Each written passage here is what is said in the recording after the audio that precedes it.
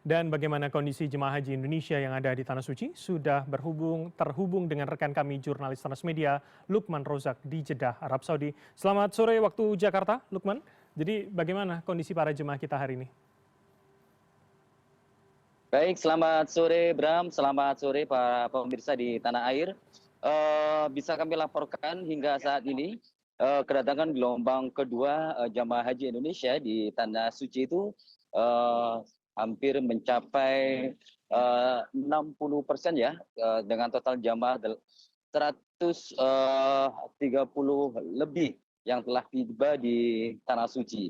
Tidak hanya dari tanah air, pergeseran jamaah juga telah dilakukan secara bertahap dari kota Madinah menuju kota Mekah, yakni hampir mencapai 60.000 jamaah. Ini akan terus dilakukan secara bertahap sampai seluruh jamaah yang berada di kota Madinah itu semuanya digeser ke Mekah untuk menjalankan rangkaian ibadah haji, termasuk nanti akan melaksanakan puncak haji di Arafah, Musdalifah, dan Mina.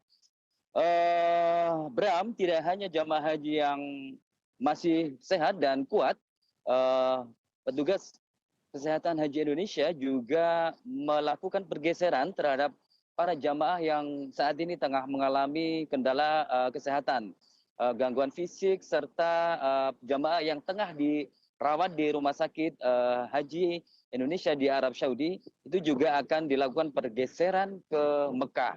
Namun pergeseran ini menunggu mereka terlebih dahulu fit atau penyakitnya pulih, agar kondisi mereka tidak lebih fatal saat perjalanan menuju Mekah. Tentunya para jamaah haji yang akan berangkat atau bertolak ke Mekkatul Mukarramah itu akan melaksanakan atau mengambil mikot di Bir Ali, sekaligus berniat ikhram saat menuju atau sebelum bertolak ke Mekah. Nah, ketika niat ikhram ini telah dilafalkan atau telah diniatkan, maka berlaku pula larangan ikhram. Artinya para jamaah haji tidak boleh melakukan hal-hal seperti membunuh hewan, mencabut tumbuhan, memotong kuku, memotong rambut, melakukan maksiat, terus kemudian berdebat, dan hal-hal larangan yang lainnya. Jadi ketika jamaah haji ini telah berikhram, maka larangan ikhram pun berlaku bagi para jamaah haji. Dan Bram, terkait persiapan menyambut atau menjelang puncak haji di Mekah, saat ini Kementerian Haji dan Umroh telah mematangkan kesiapan di kawasan Arafah, Musdalifah, dan Mina. Dan kemarin Kementerian Haji bersama Satuan Operasional Armusna telah melakukan sidak dan pemantauan untuk memastikan kelayakan lokasi Arafah, Musdalifah, dan Mina kepada para jamaah haji. Hal ini tentu sangat penting agar ketika nanti jamaah haji melaksanakan puncak haji di Armusna itu bisa nyaman dan aman saat beribadah, tentunya khusyuk dan mendapatkan predikat haji mabrur. Dan beberapa hal yang disidak atau dilakukan pengecekan oleh Kementerian Haji dan Umroh adalah fasilitas seperti tenda, kemudian fasilitas alas karpet, dan tempat tidur serta kasur.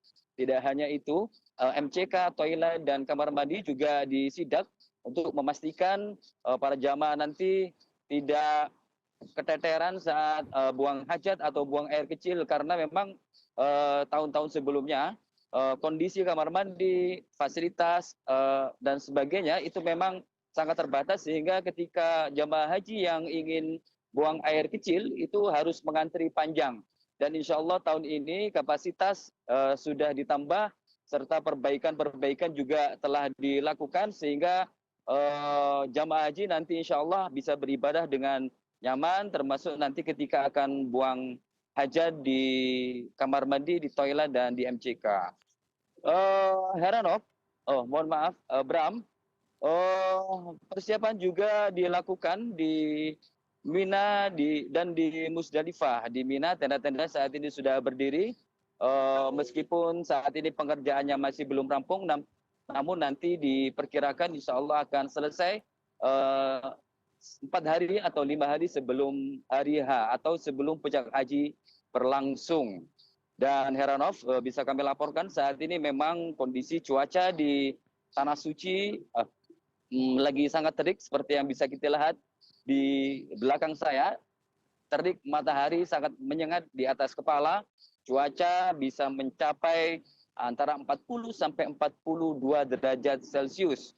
Dan petugas haji Indonesia bersama Kementerian Haji dan Umroh Indonesia tidak lelah-lelahnya, tidak henti-hentinya mengingatkan kepada para jamaah haji untuk tidak beraktivitas di luar ruangan jika tidak ada keperluan atau tidak ada kepentingan yang terlalu signifikan. Jadi jamaah haji diharapkan bisa menahan diri untuk tidak keluar ruangan karena mengingat cuaca hari ini memang sangat terik. Kalaupun tetap harus keluar ruangan untuk beribadah, diharapkan tetap menjaga kewaspadaan, membawa alat perlindungan diri seperti payung, topi, kacamata, sunblock, obat-obatan, air mineral, dan sebagainya agar sewaktu-waktu ketika kelelahan itu bisa digunakan. Dan ketika memang benar-benar terjadi hal-hal yang tidak diinginkan seperti kelelahan dan ada gejala sakit, maka jamaah haji dihimbau untuk berhenti terlebih dahulu, beristirahat, agar tubuh bisa fit dan pulih kembali biar bisa melaksanakan ibadah umroh wajibnya.